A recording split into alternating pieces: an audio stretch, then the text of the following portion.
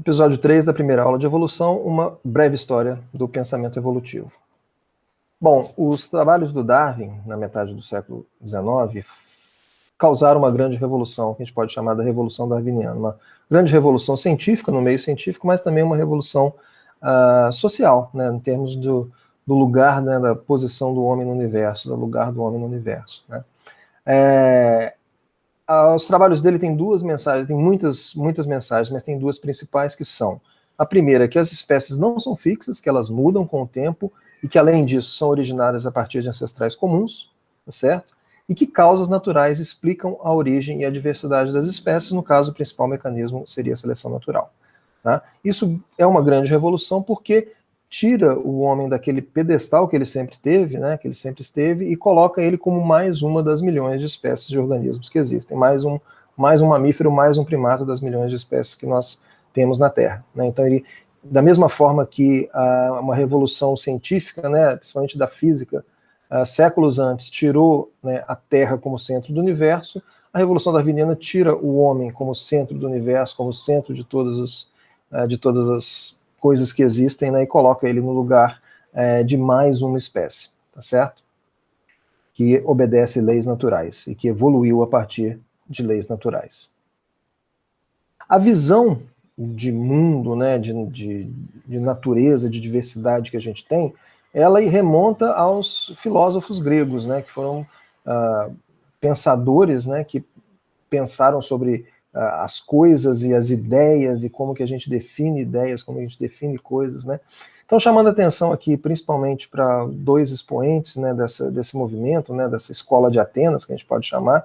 Esse afresco aí do Rafael mostra, então, o Platão e o Aristóteles, né, e eles tiveram ideias muito importantes em relação a ideias sobre a filosofia, sobre as espécies, por exemplo, né, as espécies teria uma determinada essência, né? Tudo teria uma determinada essência que caracteriza aquilo, então cada espécie teria uma essência que a caracteriza, e essas espécies seriam fixas ao longo do tempo, elas não mudariam. Elas podem ser, né, nem todos os indivíduos de uma espécie são idênticos, eles têm variações, mas eles, de certa forma, né, todos eles têm um certo plano ao qual eles variam pouco, tá certo? Nós vamos falar sobre isso em aulas futuras. E essa ideia das espécies serem fixas e terem essências, né, elas foram traduzidas pelas religiões, por exemplo, a religião católica, como que colocou uma certa ordem nisso daí. Né? Então, no caso, assim, os próprios filósofos colocaram uma certa organização, mas a religião ela trouxe o componente divino, né, para orientar isso daí. Então, essa escala natura, e nessa escala da natureza, que está sendo mostrada do lado direito aqui, dá uma ideia disso daí. Né? Então você tem uma escada, né, uma escala, onde você tem objetos inferiores, como rochas, por exemplo, como fogo, né? Nem são seres vivos, são objetos, né? São coisas inanimadas. E aí você tem organismos vivos, como por exemplo, as plantas seriam inferiores, acima das plantas você teria os animais, acima dos animais você tem o homem, acima do homem você tem, né, nos céus você tem os anjos, e você tem no topo disso Deus. Então você tem uma hierarquia muito clara, e o homem está acima das outras espécies. Né? Então isso é uma coisa importante, essa ideia de superioridade humana, que eu falei que foi quebrada com a Revolução Darwiniana. Muito bem. Vários pensadores antes do Darwin já tinham questionado a questão da mudança das espécies. Ele não foi o primeiro a falar que as espécies mudam. Essa ideia de quebrar o fixismo e apelar pelo transformismo, pela transmutação das espécies, como era conhecido na época. Importante lembrar que naquela época, né, no século XVIII, XIX, antes do Darwin, basicamente, evolução significava desenvolvimento, né, uma espécie que ia se desenvolvendo do estágio inicial do desenvolvimento até o estágio adulto, uma larva, pupa e adulto de um inseto, por exemplo, né, que sofre metamorfose. Isso seria um desenvolvimento. Né? Na época, isso era chamado de evolução. Então, na época que a evolução ficou consolidada como uma teoria de evolução biológica entre gerações, o termo desenvolvimento passou a ser usado para as mudanças ao longo da vida de um organismo, por exemplo. Mas um dos pioneiros, né, na aplicação das ideias de transformação das espécies, que elas não eram fixas e que também a Terra era mais antiga do que se supunha, né, foi o Conde de Buffon, né, Georges-Louis Leclerc, que no século XVIII, então antes, né, do Darwin, no século anterior do Darwin, já propunha que as espécies mudavam ao longo do tempo e que, inclusive, mudavam em resposta ao meio, tá certo? Então, por exemplo, mamutes, né, peludos que viviam em áreas geladas teriam migrado para áreas mais quentes, né, na África e na Ásia, dando origem aos elefantes atuais. Então, você já tem uma transformação de espécie, um encadeamento. Então, foi um dos pioneiros nisso daí. O Linneu, né, não preciso apresentar o Linneu, todos conhecem, né, que criou o sistema taxonômico que a gente usa até hoje, né, a taxonomia linneana, a hierarquia linneana. Ele não era evolucionista, não acreditava em evolução, né, também do século XVIII, mas ele fez uma contribuição fundamental, né, propondo uma taxonomia que não era baseada em parentesco. No entanto, o Darwin propõe que a classificação biológica seja baseada no parentesco, e, surpreendentemente, o sistema do Linneu, com as suas hierarquias, grupos dentro de grupos, né, espécies dentro de gêneros, gêneros dentro de famílias, famílias dentro de ordens e assim por diante, ele, até certo ponto, é compatível com a ideia da evolução, até certo ponto, né? Então, acaba que o sistema linneano, durante o último século, ele foi, de certa forma, adaptado, né? A classificação filogenética foi se adaptando, se encaixando no sistema linneano. Tá? O grande pioneiro mesmo, anterior ao Darwin, em termos de teoria evolutiva, foi o Lamarck, que realmente concebeu uma teoria de evolução que era científica porque era testável, né? Então a ideia dele é que os organismos mudavam com o tempo, né? As espécies não eram fixas, elas mudavam em resposta ao meio ambiente na forma de uso e desuso. Então as características que eram mais utilizadas, mais necessárias, eram passadas para a prole, né? Aquelas características eram adquiridas, eram passadas para a prole, essa prole tinha essas características, né? Uma ideia interessante. Na verdade, essa ideia de herança de caracteres adquiridos era algo que a grande parte das pessoas acreditava, inclusive o próprio Darwin, né? Mas a ideia do Lamarck e do Darwin tem diferenças fundamentais. A primeira delas é que a evolução do Lamarck, ela tem vários ancestrais, ela não é baseada num ancestral comum único. Já a do Darwin é baseada de todas as espécies serem descendentes do ancestral único.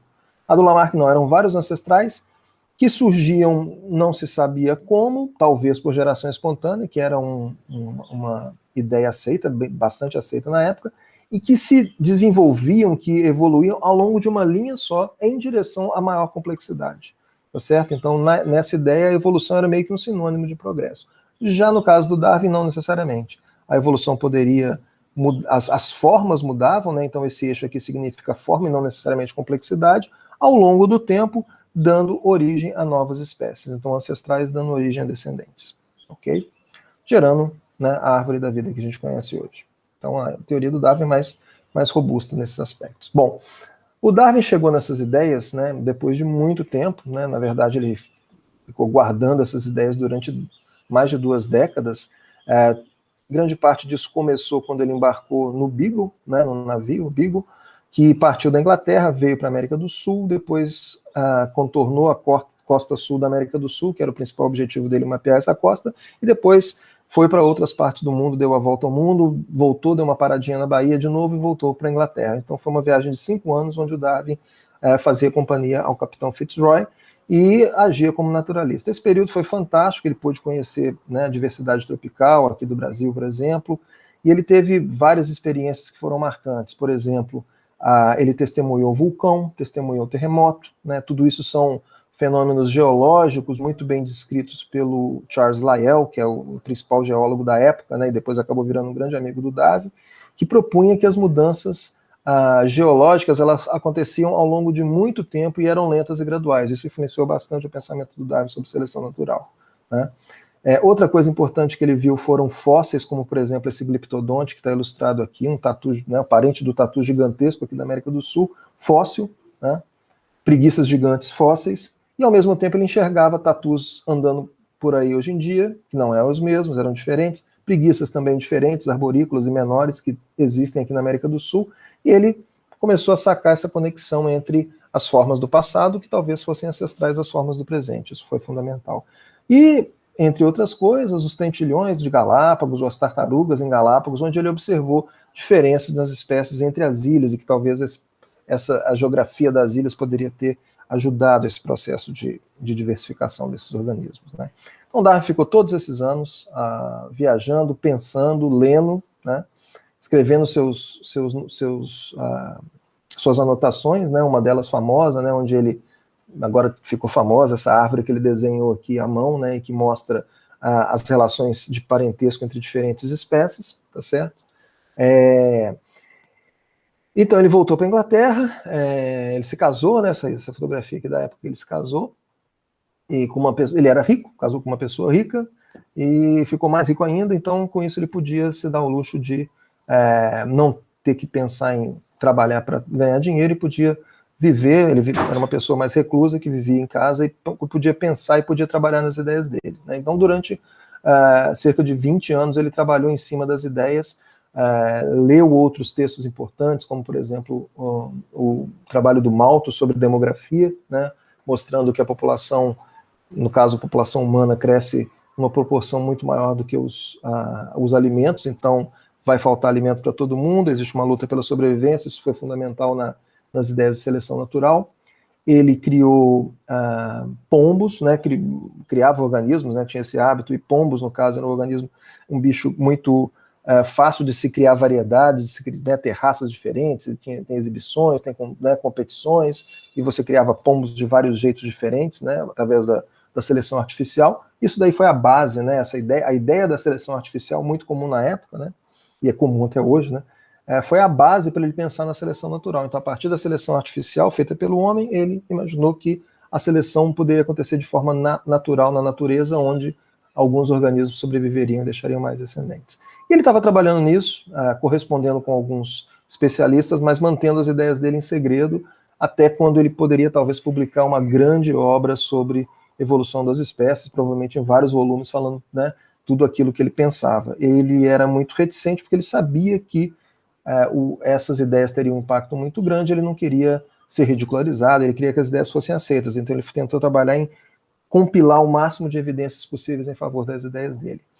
Eis que, em junho de 1858, ele recebe uma cartinha lá do Sudeste Asiático, de um jovem cientista com quem ele já correspondia, 15 anos mais jovem que ele, com quem ele correspondia já há algum tempo, e que nessa carta, que era do Alfred Russel Wallace, um colega dele, né, também da Inglaterra, que, diferente do Darwin, era de uma família mais pobre, né, de classe média baixa, com dificuldades financeiras, e que tinha que ralar para ganhar dinheiro e sobreviver. Ele fazia isso coletando exemplares e vendendo essas coleções de exemplares de espécimes para museus, né, principalmente de insetos, mamíferos e aves.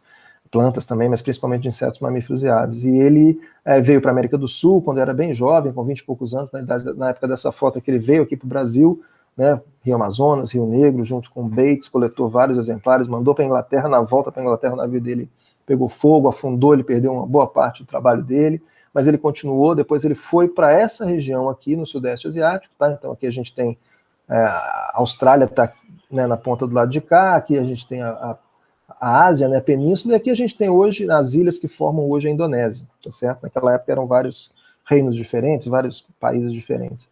E ele trabalhou muito nessa área, viajou coletando animais e percebendo as diferenças que existem entre a fauna, principalmente ao longo dessa divisão aqui, que hoje em dia é conhecida como linha de Wallace, né, entre a fauna do Sudeste Asiático e a fauna mais australiana, da Nova Guiné e da Austrália, né?